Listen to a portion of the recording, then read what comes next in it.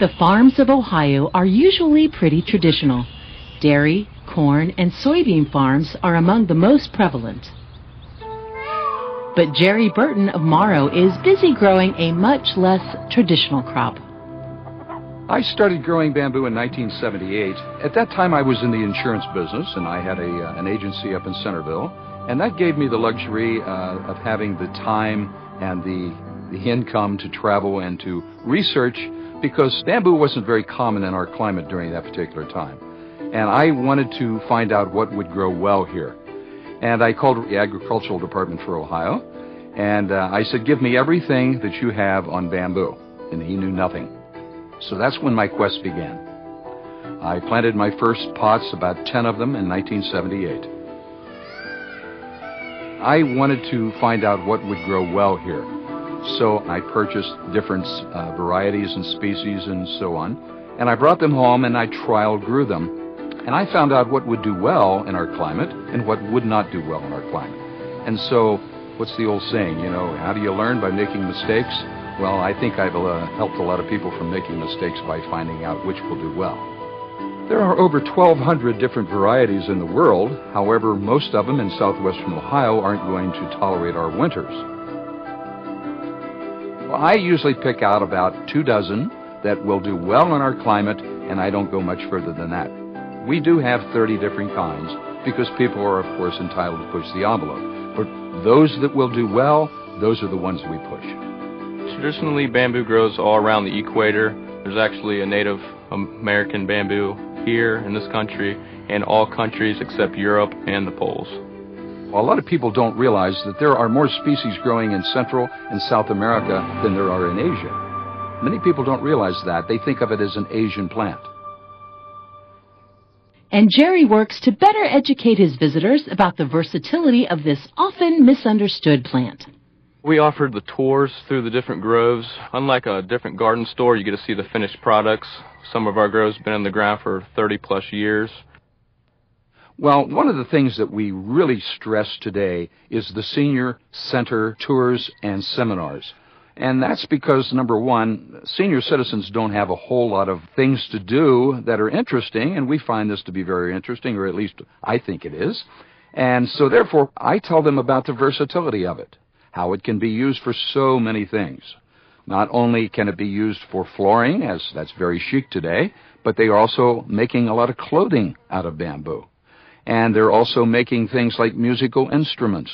And the latest craze we have also is called bamboo bricks. And that comes out of Mexico, and those are wonderful for interior decorating. And also during the tours, you get to see the granite statuary and all the exotic birds. It's a very unique place for people. My friends all would like to say it's paradise, a place of paradise, which I believe the same.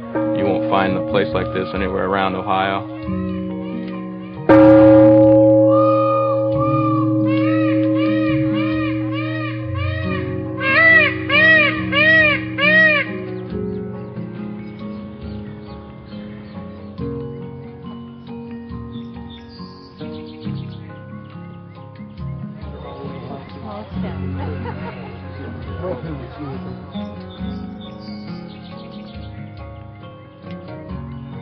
Bamboo, with its leafy groves, also offers solutions to control carbon emissions for an ailing environment. Well, bamboo is the fastest growing plant in the world, and it's ideal for it. It's a shallow, living, growing plant.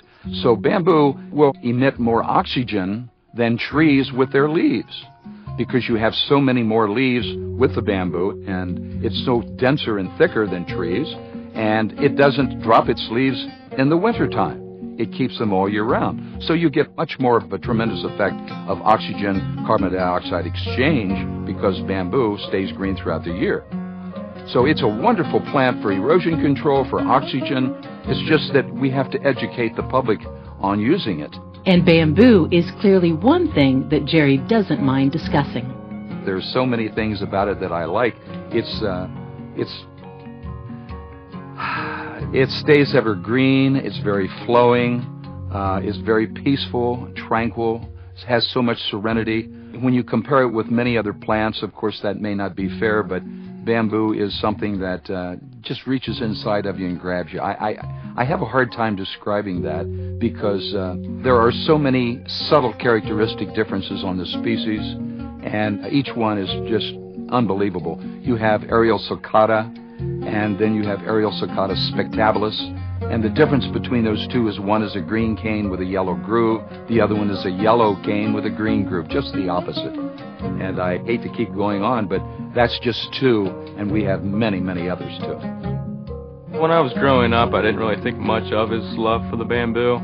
I was young and I didn't know much about it like everybody else, but as I grew older, I started learning more about it, and I started to share his love for it as well. When my dad retires, I intend just to keep expanding the garden so we can fit in more garden clubs and more senior retirement groups. I plan on just making it much bigger, better, more bamboo.